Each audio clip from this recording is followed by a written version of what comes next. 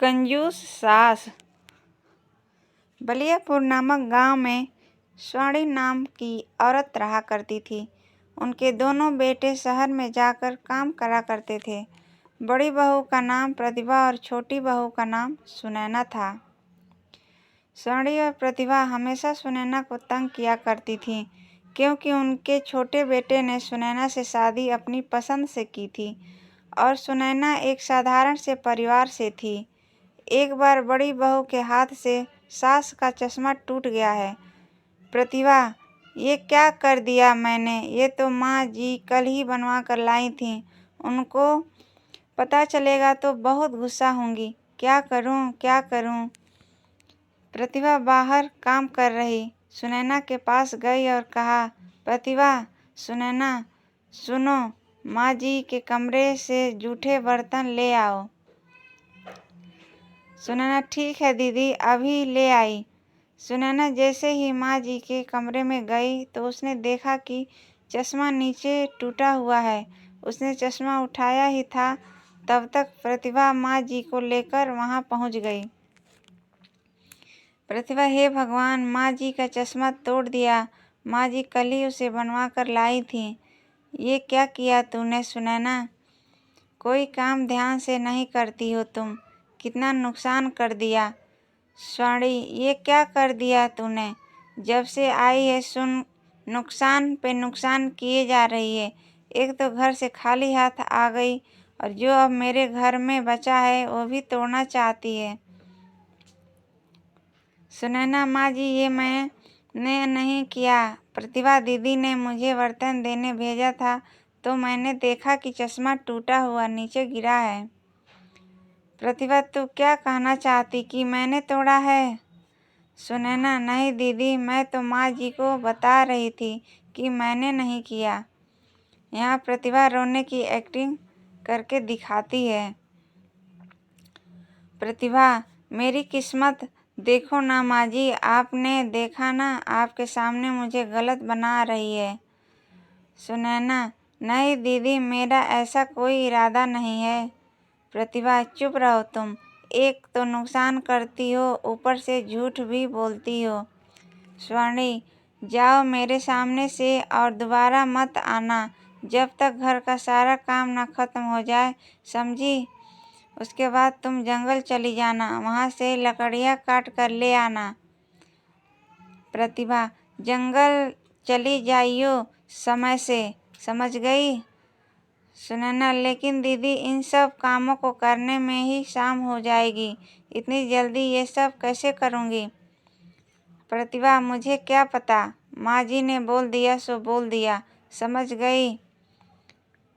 सुनैना, माँ जी। स्वर्णी, प्रतिभा ने क्या कहा समझ नहीं आया? सुनैना, ठीक है माँ जी, जाती हूँ। बेचारी सुनैना उदास मन से वहाँ से चली जाती है। स्वर्णी, भगवान करे जंगल से वापस ही न आए। मैं अपने बेटे की किसी अच्छे घर में शादी कर दूंगी और दहेज में बहुत सारे गहने और रुपए भी ले लूंगी। ये सब सुनैना ने सुन लिया। प्रतिभा, माँ जी, मेरे लिए भी एक सोने का हार ले लेना, आखिरकार मैं इस घर की बड़ी बहू हूँ।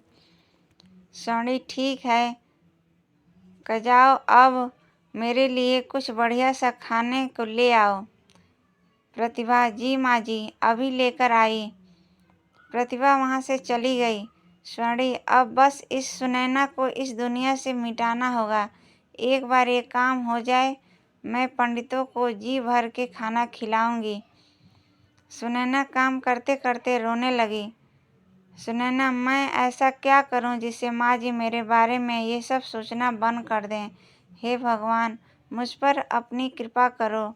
मैं ये सब बहुत ज़्यादा नहीं सह पाऊंगी। सारा काम करने के बाद सुनैना अपने साथ खाने के लिए 4 रोटी और थोड़ी सब्जी बांध के जंगल ले गई। सुनैना जंगल में लकड़ी काटने लगती है। उसने लकड़ी का एक गट्ठा बनाया और छाँव में बैठ गई। तब उसके थैले से रोटी का डिब्बा नीचे गिर गया। सुनैना, अरे, मैं तो खाना ही भूल गई। लोग काम भूल जाते हैं और मैं आके खाना ही भूल गई। क्या करूं अपना? अब बस जल्दी घर चली जाती हूँ। इसे खाऊं या नहीं? ऐसा करती हूँ खा ही लेती हूँ। वैसे भी सुबह से कुछ खाया नहीं, फिर रात का खाना भी तो बनाना पड़ेगा।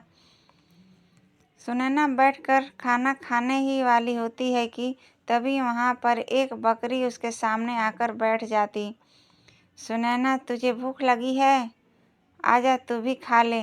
वह एक रोटी बकरी को दे देती है। बकरी फिर भी नहीं जाती। इस बार वो एक और रोटी दे देती है और इस बार बकरी चली जाती है। सुनैना, लगता है इसके नसीब में रोटी खाना लिखा था। चलो इस बेजुबान के पेट में भी कुछ गया। इसके बाद वह थोड़ा पानी पीती है। तब तक जंगल से एक बूढ़ी औरत बहुत सारा सामान लेकर गुजर रही होती है। सुनैना, माँ जी आप इस जंगल में? बूढ़ी औरत, मैं अपने गांव जा रही हूँ बेटी, ये रास्ता जल्दी पहुँचा देता है, इसलिए यहाँ से जा रही हूँ। औरत बहुत बूढ़ी थी। सुनैना को उस पर दया आ गई। सुनैना, अम्मा बैठो मेरे पास, 2 रोटी है, आप इन्हें खा लो। वैसे भी मुझे तो घर जाना है, इसलिए इन्हें खाने का तो समय नहीं है मेरे पास। आप मुझे थकी हुई लगती हो, आप इन्हें खा लो। अम्मा बैठ गई और हैरानी से सुनैना की तरफ देखने लगी। बूढ़ी औरत, इस जंगल में लगता है भगवान ने तुझे भेजा है मेरे लिए। ला बेटी ला, जोरों की भूख लगी है मुझे, बहुत बुरा हाल है। खुश रह तू बेटी। सुनैना ने रोटी सब्जी अम्मा को दे दी और अम्मा ने बड़े चाव से रोटी सब्जी खा ली। बूढ़ी औरत, बेटी एक बात ध्यान से सुन, तेरे जीवन में कभी भी कोई मुसीबत आए तो बस अपने पूर्वजों और भगवान को सच्चे दिल से याद करना। उसके बाद सामने मुसीबत पर लाल कपड़ा और धूप बत्ती जलाकर हाथ जोड़ लेना, सब ठीक हो जाएगा। सुनैना, धन्यवाद अम्मा, बड़ों की कृपा से ही घर परिवार फलता फूलता है।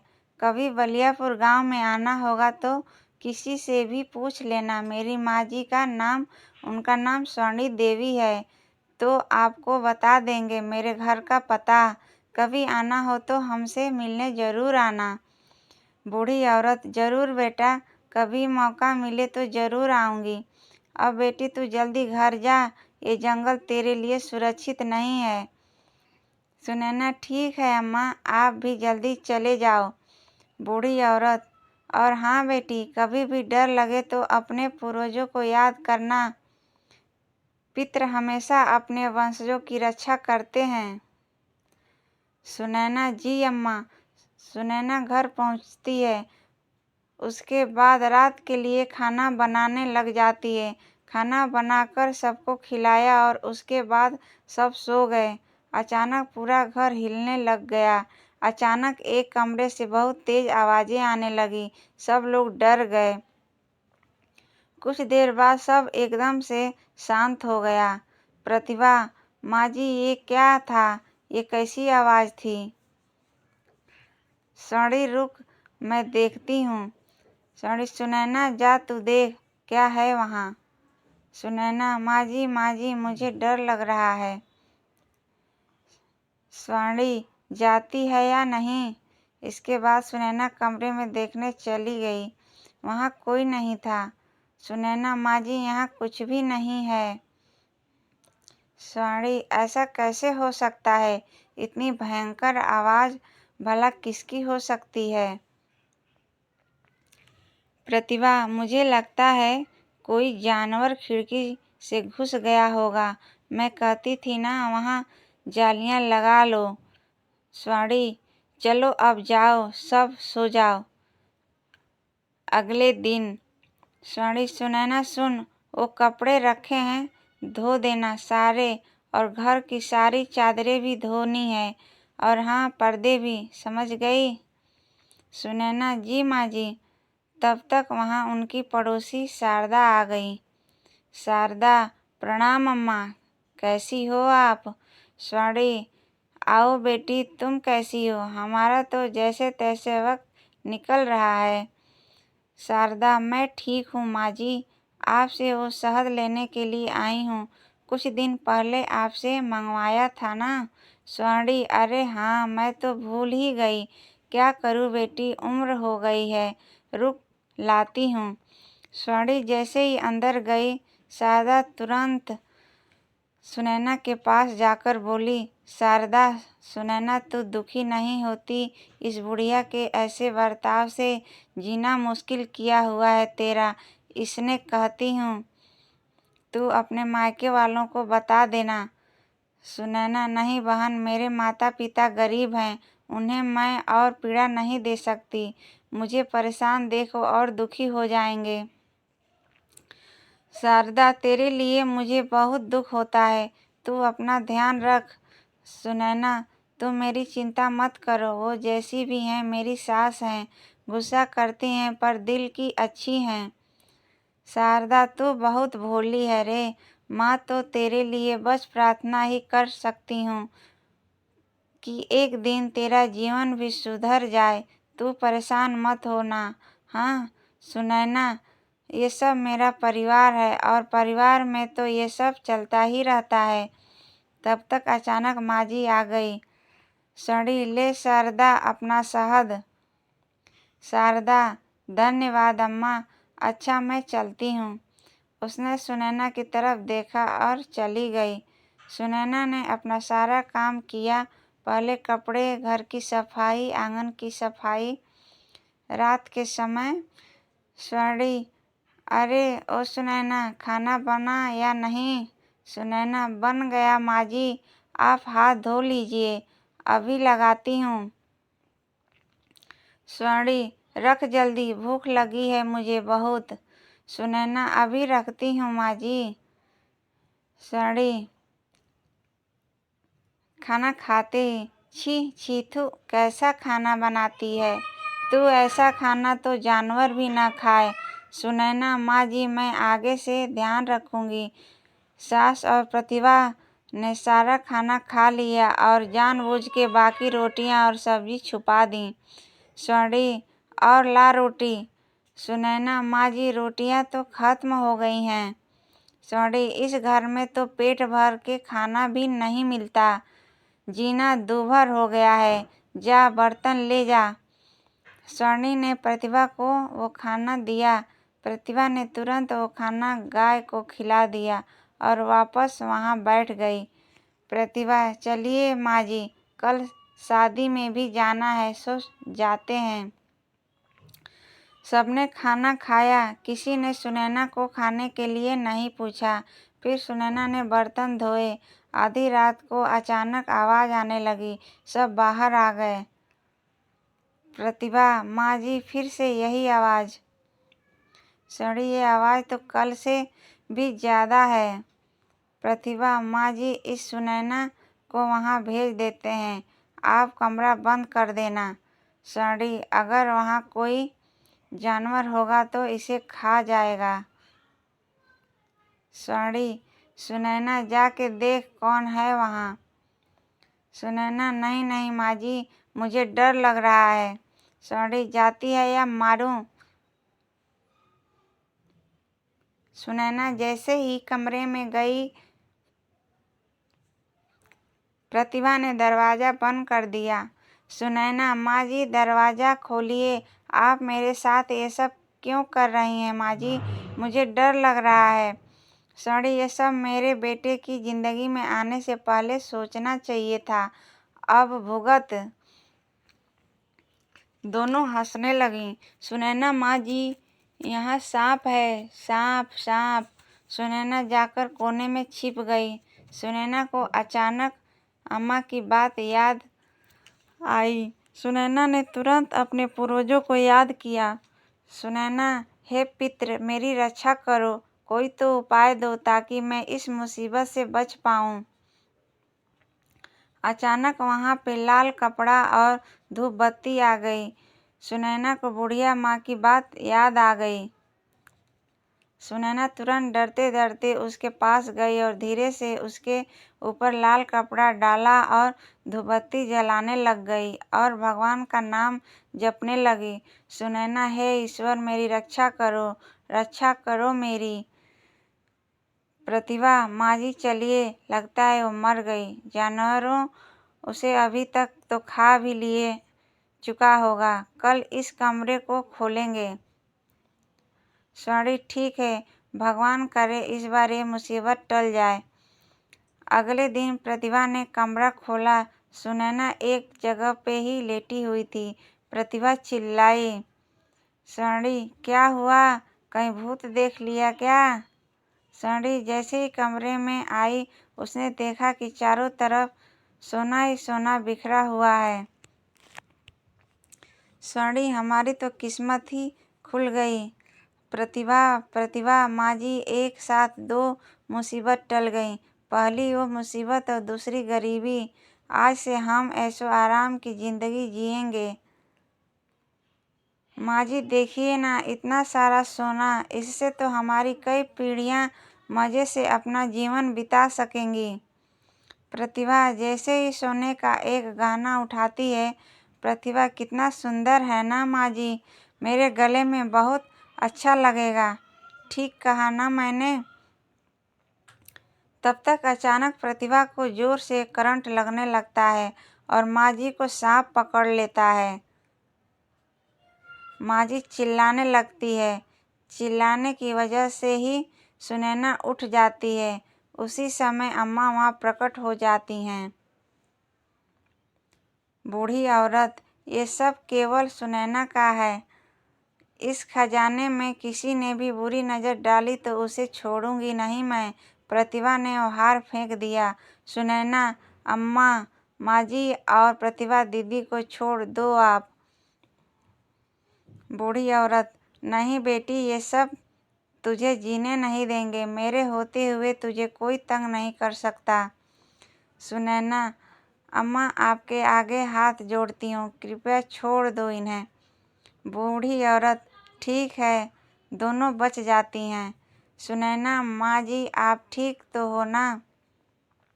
सुनैना, प्रतिभा दीदी आप ठीक तो हो ना? सुनैना, अम्मा, मेरी बात का मान रखने के लिए धन्यवाद। बूढ़ी औरत, ये सब तेरा है सुनैना।